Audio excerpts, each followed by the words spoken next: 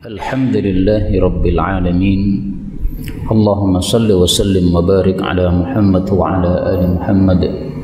Allahumma anfa'na bima 'allamtana wa 'allimna ma yanfa'una wa zidna ilma wa barik lana fi ilmina warzuqna al-ikhlasa fil qawli wal 'amali kamila wa 'ilman nafi'an la yunsa wa tawfiqan daima wa sihhatan wa yaqinan wa afiyah. Allahumma iftah lana kulla khair wa yassir lana kulla umur. Allahumma ansuril mujahidin warhamil mustad'afin wa dammir a'da'ad din watmis ala amwalihim amin ya rabbal alamin. Alhamdulillah kaum muslimin rahimani wa rahimakumullah. Setelah kita liburan selama Idul Fitri, maka alhamdulillah kita bisa lanjutkan pengajian tafsir Al-Quran sehari sehalaman. Mudah-mudahan amalan kita istiqamah dan amalan kita diterima oleh Allah Subhanahu wa ta'ala. Amin ya rabbal alamin. Sebelum Ramadan kita masih membahas tafsir surat An-Naml, dan kita sudah sampai pada halaman 379, yaitu pada surat An-Naml ayat 23 sampai 35 insyaallah ta'ala. Maka silahkan yang bawa mushaf dibuka pada halaman 379. A'udzu billahis samii'il 'aliim minasy syaithaanir rajiim min hamzihi wa nafthihi wa nafthihi. Inni wajadtu imra'atan tamlikuhum wa utiyat min kulli syai'in wa laha 'arshun 'aziim.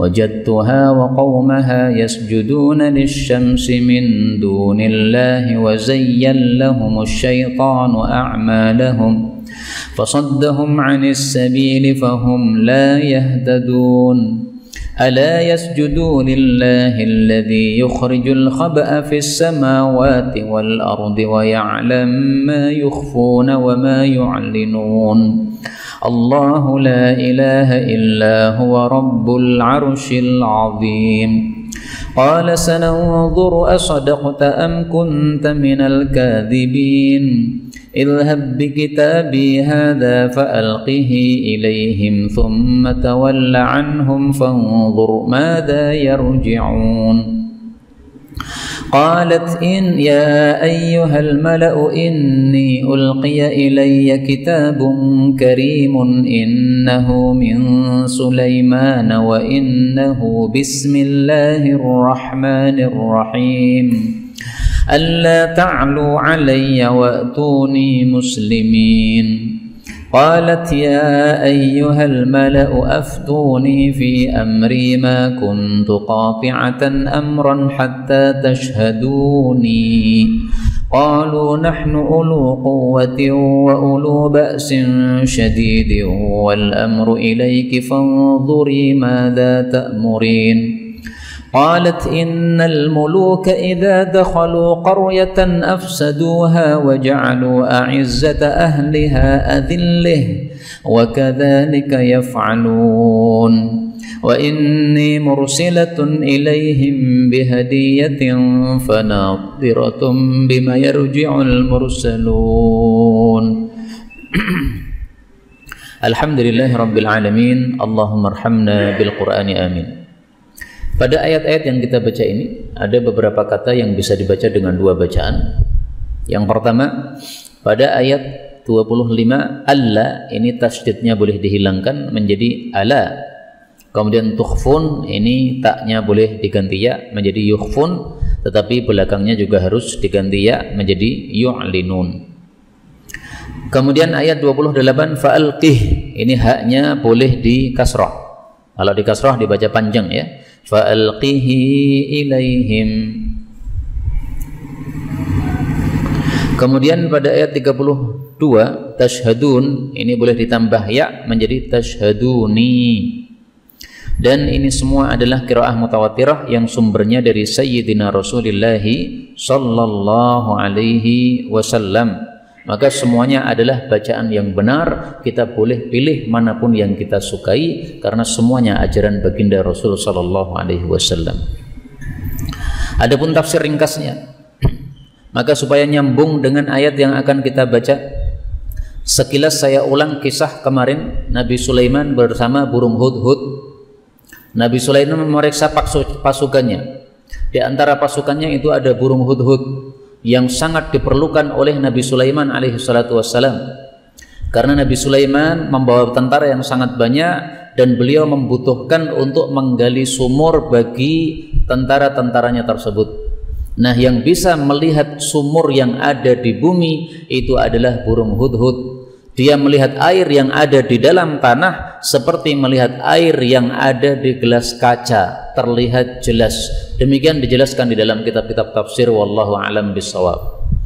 Nah, maka burung hudhud ketika tidak hadir dalam pasukan ini mengganggu kebutuhan air pasukannya Nabi Sulaiman. Maka Nabi Sulaiman mengancam burung hudhud, ini kenapa hudhud tidak muncul ini? Kalau dia tidak punya alasan, akan saya sembelih dia. Kalau dia punya alasan, maka itulah alasannya akan saya terima. Ternyata burung hudhud punya alasan. Dia terlambat karena dia melihat ada kesyirikan dilakukan di negeri Saba.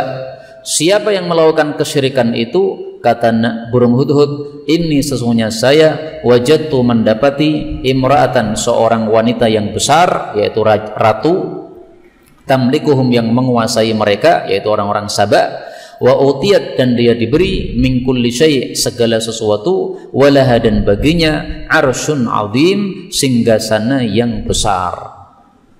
Jadi ratu yang mengajarkan kesyirikan kepada kaumnya itu adalah Ratu Balqis yang terkenal itu. Ratu Balqis itu siapa? Balqis atau Bilqis ya, ada yang membaca fathah, ada yang membaca kasrah. Mari kita lihat riwayat dari Nabi SAW, tapi saya jujur ini hadisnya dhaif. Tentang Bilqis, ahadu abawai Bilqis, salah satu dari kedua orang tuanya Ratu Bilqis, kana jinniyan, itu adalah seorang jin. Ini hadis riwayat Abu Syekh, tapi derajatnya dhaif, tidak bisa dijadikan sebagai dalil. Jadi ceritanya ada seorang raja, dia berburu di tengah-tengah hutan, kemudian dia melakukan sesuatu yang menyebabkan dia harus dihukum. Hukumannya apa? Harus menikahi putri yang ada di hutan tersebut. Nah, ternyata putrinya itu adalah seorang jin. Maka akhirnya ini raja menikahi seorang wanita jin, lahirlah Ratu Bilqis ini yang diceritakan dalam Al-Quran ini.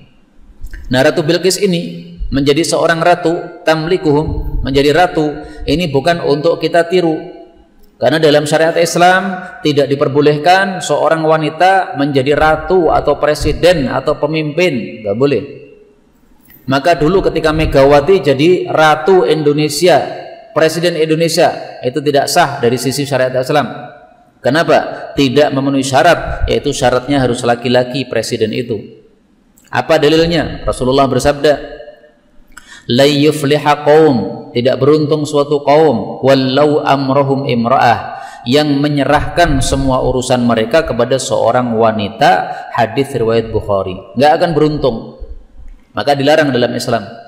Adapun Ratu Balqis ini ratu yang kafir, tapi diceritakan oleh Allah dalam Al-Quran. Apakah tidak untuk ditiru? Tidak. Pertama, karena dia kafir. Yang kedua, karena ini adalah syariat pada masa lalu. Kaidahnya adalah syar'u man qablana laisa syar'an lana. Syariat umat terdahulu tidak berlaku untuk umat Nabi Muhammad sallallahu alaihi wasallam. Maka hukum Islam yang dibawa oleh Nabi menghapus semua syariat yang ada sebelum Nabi Muhammad sallallahu alaihi wasallam.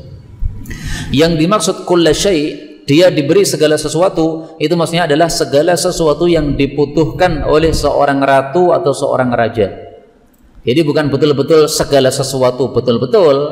Kalau segala sesuatu yang memiliki ya hanya Allah, yang menguasai segala sesuatu hanya Allah. Maka segala sesuatu ini adalah segala sesuatu yang terbatas, yaitu segala sesuatu yang dibutuhkan oleh seorang raja. 24. Wajadtuha, saya mendapati Ratu Bilqis, wa qaumaha, dan kaumnya, yaitu orang-orang Saba, yasjuduna lisyamsi, mereka sujud kepada matahari, min dunillah, selain Allah.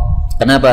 Wa zayyana lahum, menghias-hiasi kepada mereka asyaitan, setan, a'malahum, amal-amal mereka, fasaddahum, maka setan itu menghalangi mereka, anis sabil, dari jalan, yaitu jalannya Allah, fahum la yahtadun, maka mereka pun tidak mendapatkan hidayah.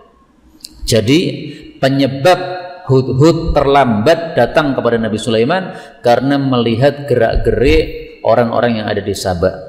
Dia berpikir ini orang-orang sesat, harus disadarkan. Maka sebelum dia melaporkan kepada Nabi Sulaiman tentang kesesatan mereka, dia periksa dulu kesesatannya apa yang dilakukan ini. Ternyata menyembah matahari. Ini perkataan Hudhud, saya dapati mereka menyembah matahari. Ini menunjukkan Hudhud itu berada beberapa waktu di Sabak itu. Kalau dia datang ke Sabak malam hari, berarti dia nunggu sampai pagi hari. Kalau dia datangnya di sore hari, ketika matahari memang masih terlihat, mungkin ya yasjuduna lisyamsi, itu ya langsung dia lihat pada saat dia datang tersebut. Tapi ala kulli hal, kondisi yang diceritakan detil oleh Hudhud menunjukkan dia sudah tinggal beberapa saat di negara Sabak untuk memeriksa kesesatan mereka yang harus dilaporkan kepada Nabi Sulaiman alaihissalatu wassalam. Bayangkan Pak, seorang burung Hudhud menjadi penyebab datangnya hidayah pada satu kampung. Bahkan tidak satu kampung ini, satu negara ini. Sabak itu satu negara. Nah, maka marilah kita jangan kalah sama dengan burung Hudhud. Burung Hudhud saja yang bukan termasuk makhluk yang berakal seperti manusia, tapi bisa berpikir bagaimana memberikan hidayah kepada orang sekampung atau senegara ini. Nah, mari kita juga seperti itu. Kalau ada kesesatan, jangan dibiarkan, tapi kita berpikir bagaimana caranya kita bisa menjadi orang yang bermanfaat untuk mereka, karena Rasul sallallahu alaihi wasallam bersabda, khairun nasi anfa'uhum linnasi. Manusia yang paling bermanfaat itulah yang paling baik, yaitu di hadapan Allah Subhanahu wa taala. Hadis riwayat Qudai. Saya yakin Islamnya orang-orang Sabak ini mengalirkan pahala kepada burung Hudhud. Loh, masa burung dapat pahala? Ya, insya Allah bisa dapat pahala dengan kehendak Allah Subhanahu wa taala. Memang hukum asalnya ya burung itu tidak berakal, tapi tampaknya burung Hudhud ini berakal. Ini burung Hudhudnya Nabi Sulaiman ini bisa bicara dengan Nabi Sulaiman, bisa berpikir bagaimana memberikan hidayah kepada mereka, bisa berpikir bagaimana menyelamatkan diri supaya tidak disembelih oleh Nabi Sulaiman. Wallahu a'lam. Kemudian dari ayat ini kita ambil pelajaran bahwa semua kesesatan itu hakikatnya zayyana lahumus syaitan, sumbernya dari setan. Setanlah yang membisikkan kesesatan dari kepada manusia. Ada orang menyembah berhala, itu setan yang masuk ke dalam hati mereka, membisikkan. Ada pertikaian antara muslim dengan muslim yang lain, itu setan yang membisikkan antar dua orang muslim ini supaya bertikai. Rasulullah sallallahu alaihi wasallam bersabda, yang ini menunjukkan apa yang saya sampaikan, fajtalathum asyayatin wa inni khalaqtu ibadi hunafa kullahum. Saya, kata Allah, sudah menciptakan hamba-hambaku semuanya itu bersih dari kesyirikan. Semua yang lahir itu dalam keadaan fitrah, mengakui Allah sebagai Tuhan, tidak ada yang syirik. Wa innahum atatuhumus syayatin, tapi kemudian didatangi oleh setan, fajtalathum an dinihim, akhirnya setan menyambar mereka dari agama mereka. Ini hadis riwayat Muslim sahih. Maka setanlah itulah penyebab apa? Kesesatan manusia. As-sabil yang dimaksud di sini adalah jalannya Allah Subhanahu wa taala. Dari mana taunya? Dari ayat-ayat yang lain. Misalnya pada surat Al-Baqarah, Allah mengatakan wasaddun an sabilillah, menghalangi dari jalan Allah. Nah, maka di sini disebutkan jalan Allah, sementara pada surat surat An-Naml ini disebutkan as-sabil, jalan saja. Ini sudah bisa dipaham, yaitu jalannya Allah. Jalannya Allah adalah agama Islam, menyembah Allah Subhanahu wa taala. Ayat 25. Alla yasjudu, supaya mereka tidak sujud lillahi kepada Allah, alladzi yukhrijul khaba'a, yang mampu mengeluarkan sesuatu yang tersembunyi, fis samawati, di langit-langit, wal ardi, dan di bumi. Wa ya'lamu, dan mengetahui, ma tukhfun, apa yang kalian sembunyikan, wa ma tu'linun, dan apapun yang kalian tampak-tampakkan.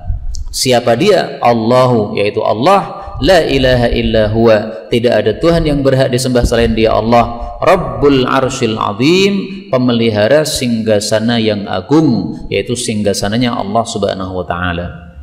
Kaum muslimin rahimani wa rahimakumullah, kalau kita membaca ayat ini sampai pada kalimat Rabbul Arsyil Azim, ini disunnahkan untuk kita melakukan sujud tilawah. Kenapa? Karena sujud tilawah itu dilakukan pada saat kita membaca salah satu dari 3 ayat. Pertama, kalau ada perintah untuk sujud, wasjud waqtarib, nah, maka kita sujud. Yang kedua, kalau ada celaan bagi orang yang tidak melakukan sujud, seperti di sini, alla yasjudu lillah. Ini Allah mencela mereka, tidak mau sujud kepada Allah mereka itu. Padahal Allah itu yang memiliki singgasana yang agung. Nah, dicela oleh Allah. Yang ketiga, ketika Allah memuji orang-orang yang sujud, yakhirruna lil alqani sujada. Nah, maka disyariatkan kita untuk melakukan sujud tilawah. Termasuk ketika pengajian seperti ini, disyariatkan untuk sujud tilawah. Tapi sengaja saya tidak melakukan sujud tilawah, ya, karena memang hukumnya hanya sunnah. Dilakukan boleh, tidak dilakukan juga boleh. Sunnah hukumnya dapat pahala dari Allah Subhanahu wa taala. Jadi maksud ayat ini adalah setan itu menghalangi manusia dari Islam. Tujuannya apa? Tujuannya alla yasjudu lillah. Setan menghalangi manusia supaya mereka tidak sujud kepada Allah Subhanahu wa taala. Jadi setan tidak mau kalau ada manusia sujud kepada Allah. Kenapa begitu? Karena setan pengen semua manusia itu masuk neraka sengsara seperti dia. Jadi saking bencinya setan kepada manusia itu sampai seperti itu keinginannya, Pak. Gara-gara apa setan benci kepada manusia? Karena dulu dia disuruh sujud kepada Nabi Adam, maka setan benci sekali sama Nabi Adam. Kurang ngajar sekali. Ini Adam ini makhluk baru, tapi saya disuruh sujud kepada dia, nggak maulah saya. Sorry gue sujud sama dia. Akhirnya dia pun apa? Benci kepada Nabi Adam, benci kepada semua keturunan Nabi Adam. Dia berjanji kepada Allah, wahai Allah, berikan saya waktu untuk bisa nyesatkan seluruh hamba-hambamu itu, apa, keturunan Nabi Adam itu. Nah, maka yang menyebabkan manusia tidak sujud kepada Allah itu adalah setan-setan ini, iblis dan para pengikutnya. Kemudian yang dimaksud al-khaba, sesuatu yang tersembunyi di langit, ini maksudnya adalah air hujan. Berarti sesuatu yang tersembunyi di bumi ini adalah tumbuh-tumbuhan. Siapa yang mengeluarkan hujan? Allah. Siapa yang mengeluarkan tumbuh-tumbuhan?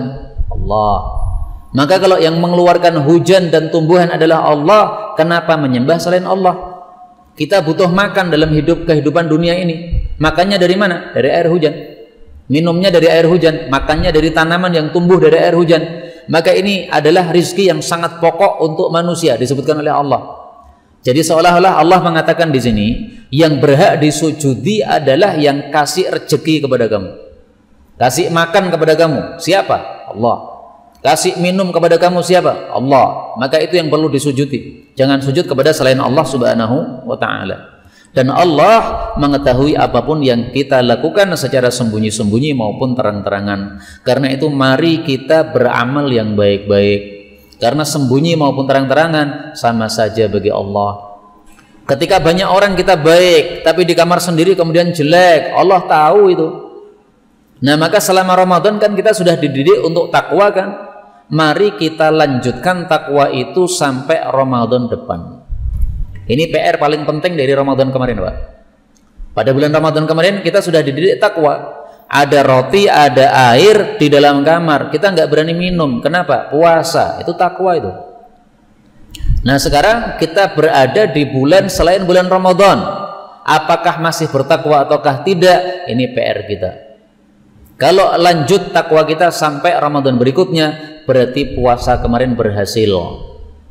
Kalau ternyata takwanya tidak lanjut sampai Ramadan berikutnya, sampai husnul khatimah, berarti puasa Ramadan kemarin kita belum berhasil. Maka ada kesempatan Ramadan berikutnya untuk kita perbaiki lebih baik lagi. Kemudian singgasananya Allah disebut Al-Arsyil Azim. Ini karena memang tidak ada makhluk yang lebih besar daripada singgasana Allah Subhanahu wa taala, dan ini sudah sering saya sampaikan dulu, saya ulangi lagi. Langit bumi yang sangat besar ini, kalau dibandingkan dengan kursi Allah, itu seperti gelang yang dilempar di tengah padang pasir. Langit bumi ini seperti gelang yang kecil, kursinya Allah seperti padang pasir yang luas. Kemudian kursinya Allah kalau dibandingkan dengan singgasananya Allah, itu seperti gelang yang dilempar di tengah padang pasir. Kursinya Allah sekecil gelang tadi, singgasananya Allah sebesar padang pasir tersebut. Jadi nggak ada bandingannya langit bumi ini kalau dibandingkan dengan singgasananya Allah. Apalagi manusia kerdil seperti kita ini. Manusianya kan cuma kecil di tengah-tengah bumi, Pak. Padahal bumi dan seluruh isinya, langit bumi ini semuanya, yang isinya beberapa jutaan atau miliaran bintang itu kalau dibandingkan dengan singgasananya Allah, kecil sekali, nggak ada tandingannya. Maka sangat aneh kalau manusia sombong kepada Allah padahal dia sekerdil itu di hadapan Allah Subhanahu wa taala. Ayat 27. Qala Nabi Sulaiman mengatakan, "Sanangdur, kami akan melihat, asodakta, apakah engkau jujur, am kunta minal kadzibin, ataukah termasuk engkau itu dari orang-orang yang dusta." Dusta ini tidak harus betul-betul dusta ya. Kata-kata kadzib dalam bahasa Arab itu maksudnya informasinya tidak valid, itu kadzib. Jadi maksudnya Nabi Sulaiman, saya akan cek berita kamu, apakah berita kamu valid atau tidak valid. Bukan berarti Nabi Sulaiman menuduh Hudhud, kamu ini ngomongnya jujur atau kamu itu pembohong, nggak begitu. Jadi kadzib ini tidak harus bohong. Orang bohong disebut kadzib, orang yang menyampaikan berita tidak bohong tetapi salah juga disebut kadzib. Misalnya nih Pak, ada orang sedang sholat pakai sorban seperti saya begini. Tengah-tengah sholat tiba-tiba ada yang nyaut sorban. Kemudian ada orang melihat, kemudian memberikan informasi, itu ada orang dolim nyaut sorbannya seseorang yang sedang sholat. Dia informasikan kepada orang-orang, kemudian di video. Akhirnya orang yang nyaut sorban tadi dicari, meh diboboi katanya. Padahal informasinya salah. Itu sorban milik dia yang disaut oleh orang yang sholat tadi. Nah, yang pemilik sorban ketika melihat yang nyaut tadi sedang sholat, diambil lagi sorban milik dia. Nah, informasinya berarti salah. Itu sorban saya sendiri, kamu jangan boboi saya ngambil hak saya, kenapa kamu boboi? Nah, itu berarti informasi yang kadzib, yang salah. Nah, maka disinilah yang dimaksud kadzib oleh Nabi Sulaiman alaihissalatu wassalam. Saya akan cek beritamu benar atau beritamu salah. Saya akan cek beritamu valid atau tidak valid. Maka dari sini kita ambil pelajaran, kalau ada berita tidak boleh langsung dipercaya. Karena namanya berita itu ada dua kemungkinan. Kalau tidak dua kemungkinan, namanya bukan berita. Perintah itu kan bukan berita. Perintah itu nggak ada dua kemungkinan. Minumlah, ya sudah, jelas minumlah. Tapi kalau dia minum, nah itu belum jelas. Dia minum, betulkah dia minum? Ternyata setelah dicek ternyata nggak minum. Saya tadi nggak minum, cuma saya membau saja. Gelasnya ini isinya baunya apa? Nah, ada orang melihat saya seolah-olah minum siang Ramadan. Saya nggak minum, saya cuma membau saja. Nah, itu berita namanya. Maka kalau ada berita jangan langsung percaya. Meskipun yang ngasih berita adalah seorang ustaz, antum cek dulu, bisa jadi salah ustadznya melihat. Apakah ustadz itu maksum? Kan tidak maksum tadi. Yang maksum itu nabi dan malaikat. Ini ada ustadz ngasih berita, beritanya perlu dicek, maka cek dulu. Kalau berita yang tidak perlu dicek karena sudah mutawatir, ya silahkan. Misalnya Ka'bah itu ada di Mekah, itu sudah mutawatir, nggak perlu dicek lagi. Tapi ada berita yang menyebabkan kita perlu mengeceknya karena berkaitan dengan kehormatan seseorang misalnya, dicek dulu, jangan langsung dipercaya, nggak benar. Ayat 28. Ilhab bi kitabi, pergilah kamu dengan membawa surat saya ini, hadza ini. Fa'alqihi, lalu lemparkanlah surat ini ilaihim kepada mereka orang-orang Saba. Tsumma tawalla anhum, kemudian pergilah dari mereka, tapi pergi dekat, jangan jauh-jauh. Fangdur madza yarji'un, lalu lihatlah apa yang akan mereka jawab. Jadi Nabi Sulaiman alaihissalatu wassalam setelah mendapatkan informasi dari hudhud, dia ingin mengecek beritanya dengan cara menugasi burung hudhud kasih surat kepada orang-orang Saba itu. Suratnya isinya apa? Dakwah kepada Allah Subhanahu wa taala. Nah, burung hudhud makanya terkenal sebagai burung yang bisa mengirim surat. Maka zaman dulu ketika belum ada pos-pos atau sekarang belum ada WA seperti sekarang ini, cara ngirim surat bagaimana? Bisa dengan burung hudhud. Bawakan surat, dia akan bawa terbang ke alamat yang dituju. Kemudian suratnya akan dijatuhkan di depan rumah dia. Nah, itu apa? Tugasnya burung hudhud yang sangat mulia.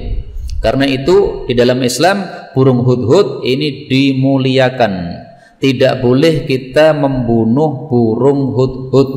Rasulullah sallallahu alaihi wasallam bersabda, naha an qatli arba'. Rasulullah melarang membunuh 4. 1 semut, 2 nahlah yaitu lebah, kemudian burung hudhud, kemudian burung surat. Nah, burung hudhud kenapa nggak boleh dibunuh? Mungkin wallahu alam karena jasanya ini tadi, karena manfaatnya ini tadi. Sama dengan lebah. Lebah manfaatnya banyak, membawa obat, maka jangan dibunuh. Kemudian ayat 29.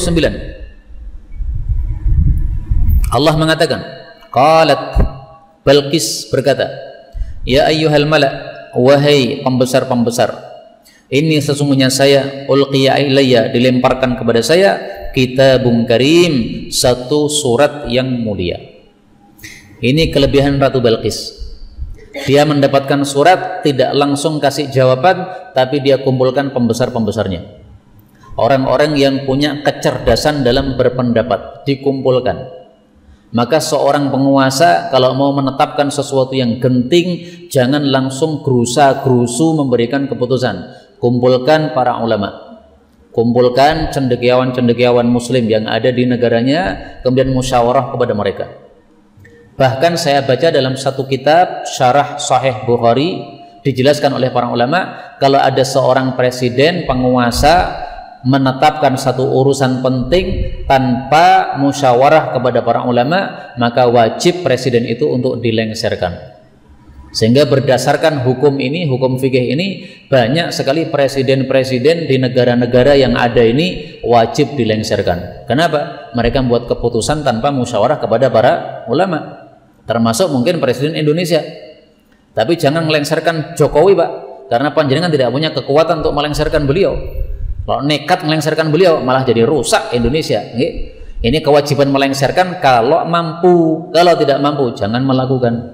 Tapi secara hukum fikih wajib dilengserkan. Kenapa? Kurang ajar menetapkan perkara tanpa musyawarah kepada para ulama rahimahumullahu taala. Kemudian di sini yang unik, dia mengumpulkan al-mala, pembesar-pembesar. Jadi yang tidak dikumpulkan semuanya. Tidak seperti demokrasi itu. Kalau demokrasi kan semua orang dimintai pendapat kan, kemudian yang terbanyak dimenangkan. Maka kalau demokrasi itu menyamakan antara kiai dengan maling, suaranya dianggap sama. Ini Balqis tidak begitu, dia kumpulkan yang malak, pembesar-pembesar.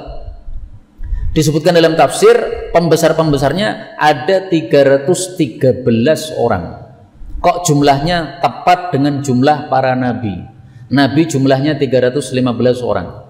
Yang ikut perang Badar juga 313 orang atau 315 orang.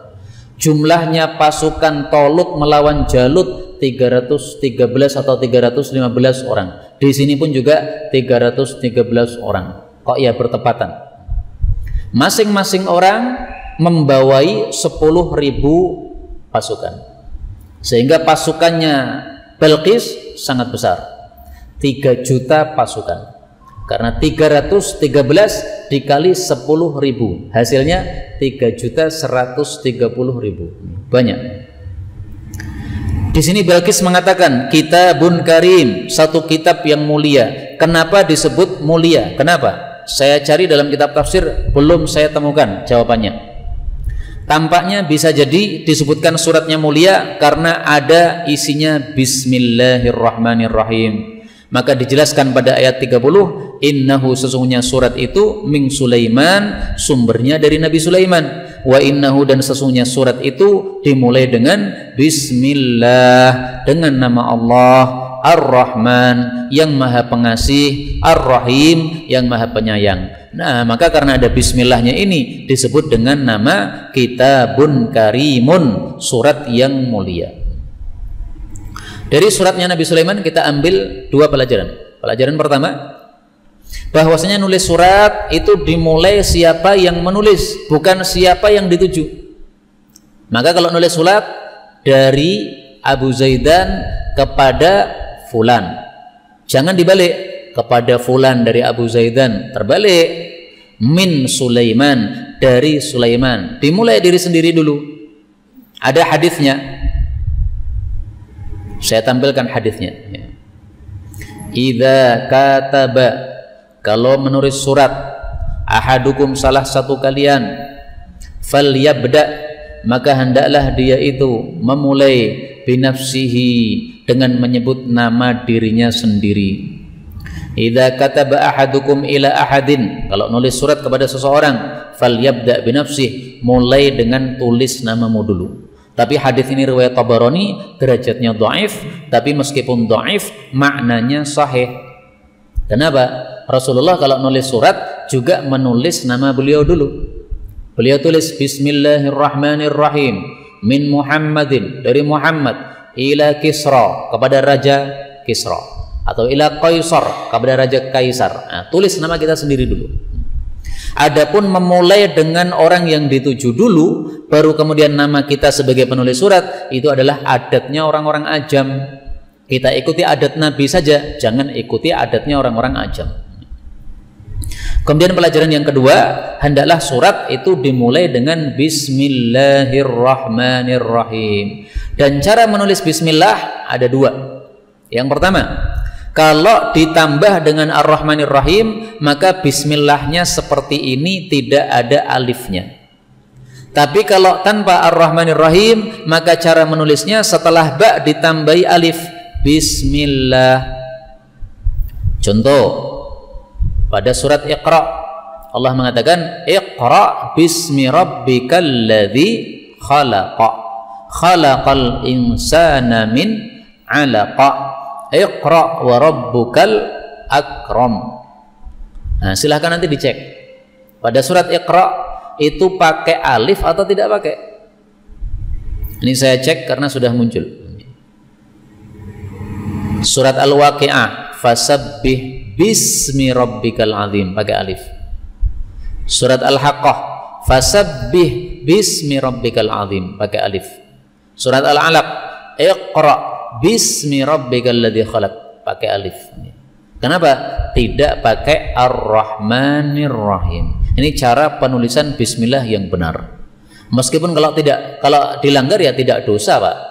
Tapi salah tulisannya. Nanti orang-orang Arab akan ketawa, ini tulisanmu salah. 31. Allah ta'alu, janganlah kalian itu sombong alayya, kepada saya, wa'tuni, datanglah kepada saya, muslimin, dalam keadaan tunduk. Ini suratnya Nabi Sulaiman. Jadi isinya sindat, singkat, padat. Satu, jangan sombong, langsung datang ke rumah saya, ya.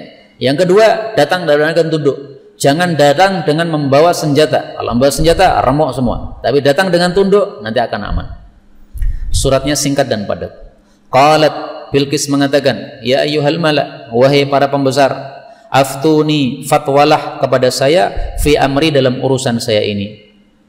Ma kuntu, tidak adalah saya, qati'atan amran, memutuskan satu perkara besar, hatta tashhaduni, sampai kalian menghadiri saya, alias kalian tahu apa pendapat saya, sehingga kalian bisa memberikan musyawarah, apakah sudah tepat ataukah tidak.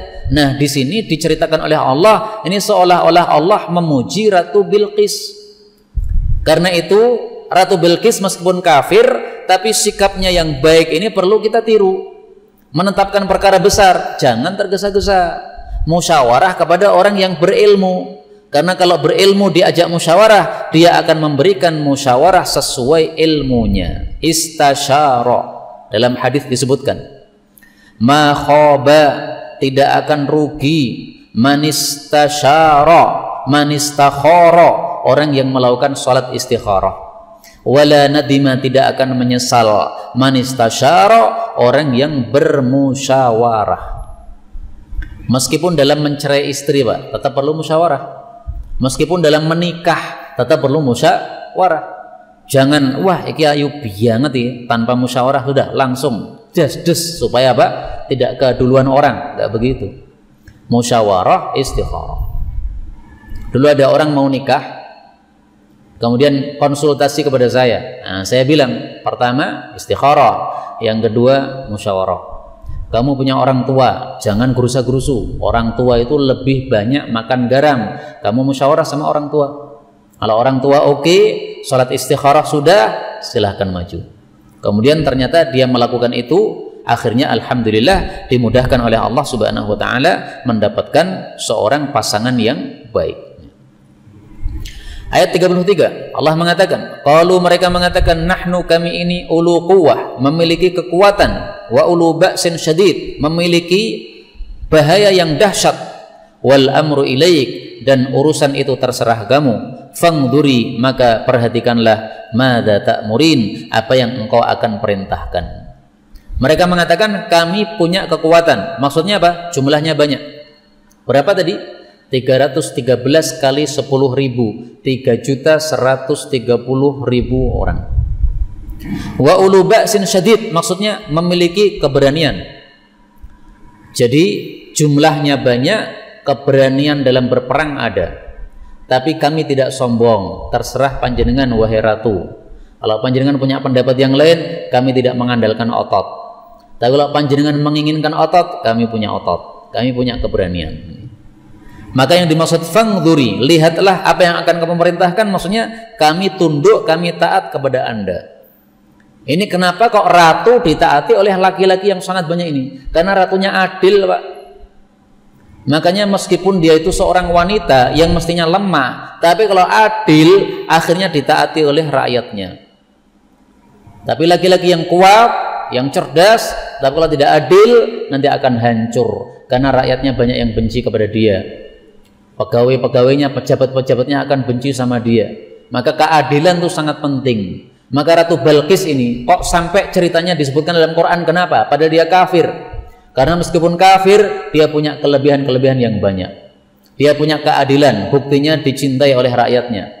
Dia punya kecerdasan, buktinya kalau mau menetapkan perkara dia musyawarah dulu. Nah, ini apa? Menunjukkan kelebihan-kelebihan Ratu Bilqis. Ratu Bilqis menjawab, qalat, dia mengatakan, innal muluk, sesungguhnya para raja-raja itu, idza dakhalu qaryatan, kalau mereka itu masuk pada satu desa, maksudnya menyerang satu desa, afsaduha, mereka pasti akan merusaknya, wa ja'alu, dan mereka akan menjadikan a'izzata ahliha, orang-orang mulia pada penduduknya, adillah, menjadi rendah-rendah. Jadi kata Ratu Bilqis, lebih baik kita tidak perang saja. Kenapa? Rata-rata raja itu perangnya semata-mata haus darah saja. Mereka tidak mau diajak musyawarah, nggak mau mereka. Diajak kompromi untuk damai, nggak mau. Pengennya itu berkuasa, seluruh dunia dia kuasai sendiri. Nah, itu perkataan Ratu Bilqis. Perkataan Ratu Bilqis ini benar atau salah? Allah mengatakan, wa kadzalika, seperti itulah yaf'alun, raja-raja itu melakukan. Jadi perkataan Ratu Bilqis dibenarkan oleh Allah. Seolah-olah Allah mengatakan, betul kata Bilqis, rata-rata raja seperti itu, serakah. Mereka kalau sudah berkuasa pengennya menguasai seluruh dunia, tidak mau ada dua penguasa di atas muka bumi. Itu benar. Jadi perkataan Ratu Bilqis itu berhenti sampai kata-kata adillah. Adapun wa kadzalika yaf'alun, ini perkataan Allah membenarkan Ratu Bilqis. Ratu Bilqis menambah, wa ini, dan sesungguhnya saya mursilatun, akan mengutus ilaihim, kepada mereka, bihadiyatin, hadiah, fanadhiratun, maka akan melihat, bima yarji'u, dengan apa akan menjawab al-mursalun, orang-orang yang diutus oleh Allah Subhanahu wa taala. Jadi maksudnya Ratu Bilqis adalah, saya akan mengecek ini Sulaiman betul-betul rasul atau dia seorang raja. Kalau dia kita kirimi hadiah dan menerima hadiah terus tidak jadi perang, itu berarti raja. Karena raja itu intinya serakah. Kalau sudah dapat kekayaan ya sudah, selesai masalah. Tetapi kalau dia betul-betul rasul, tidak akan mau menerima hadiah, karena dia maunya, ridhonya kalau semua manusia itu mengikuti ajaran dia. Karena tugasnya Rasul itu menyampaikan dakwah ajaran yang dia bawa dari Allah. Nah, maka dicek oleh Ratu Balqis. Coba dikasih hadiah. Terima hadiah tidak? Menerima hadiah berarti raja. Itu apa namanya? Nabi palsu itu. Tapi kalau tidak menerima hadiah, berarti dia seorang rasul. Kalau seorang rasul, maka sebaiknya kita takluk sama dia saja. Karena dia datang dari ajaran dari langit. Inilah yang diucapkan oleh Ratu Balqis, dan ini sesuatu yang sangat cerdas sekali. Dan ini menunjukkan adanya orang-orang yang dipilih oleh Allah Subhanahu wa taala memiliki kecerdasan seperti ini. Maka mudah-mudahan semua kita juga mendapatkan kecerdasan yang berkah dari Allah Subhanahu wa taala. Amin ya rabbal alamin. Walhamdulillahi rabbil alamin.